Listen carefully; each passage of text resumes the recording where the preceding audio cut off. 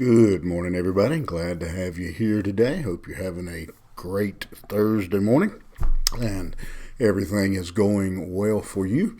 And if you want to follow along this morning, we're going to be in the book of James again, the first chapter.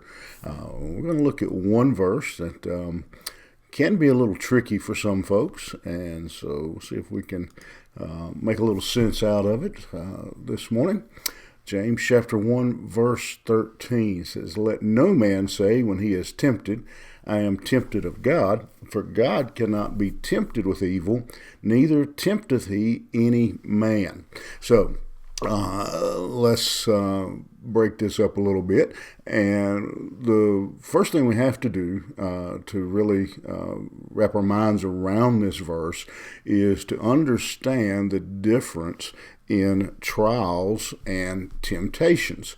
Doesn't come to my mind right off, but there's an old hymn that uses that line, trials and temptations, or maybe it's temptations and trials, but a temptation is something of Satan himself. It is Satan tempting us to do evil.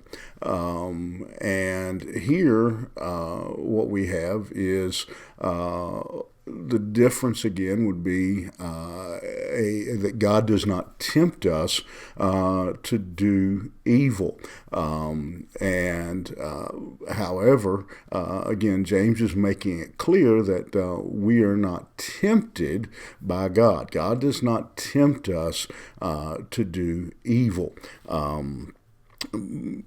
Because you see an opportunity at work to be able to embezzle money and think that you could do that and no one would catch it. Maybe you find some kind of flaw in the accounting system or the software.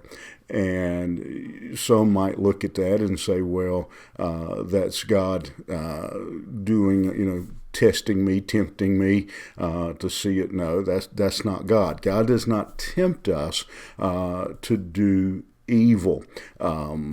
However, trials come into our life. They are different. Trials are tests. But here he's specifically talking about the idea of temptation. And so he says we can't blame temptation on God. Remember, Adam did exactly that. The woman you gave me got me in this mess.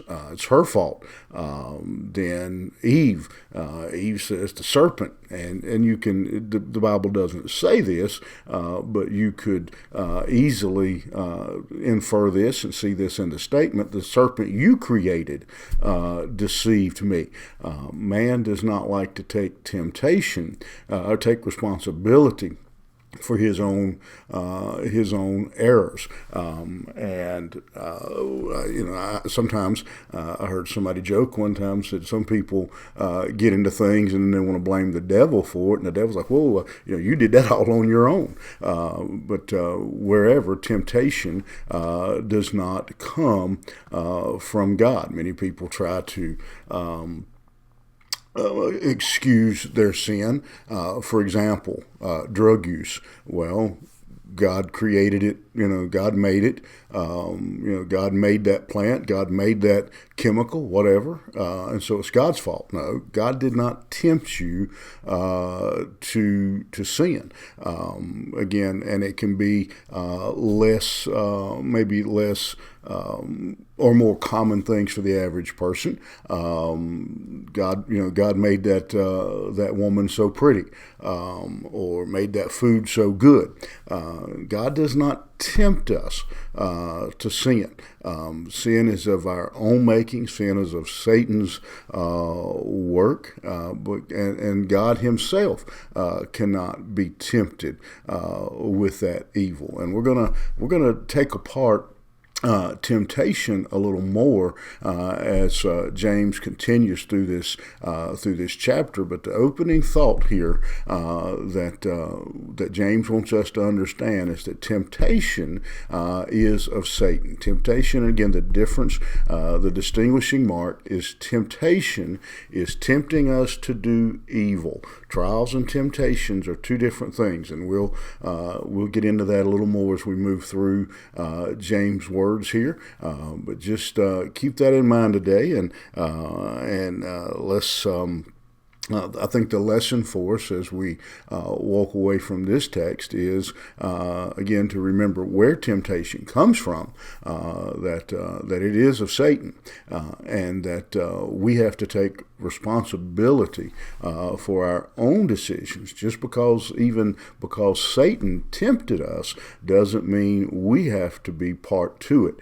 We don't have to be involved in it just because even Satan himself was the one doing the tempting. Let's be careful. Let's be responsible. Let's follow Jesus today. Have a great day, and I'll see you back here tomorrow morning.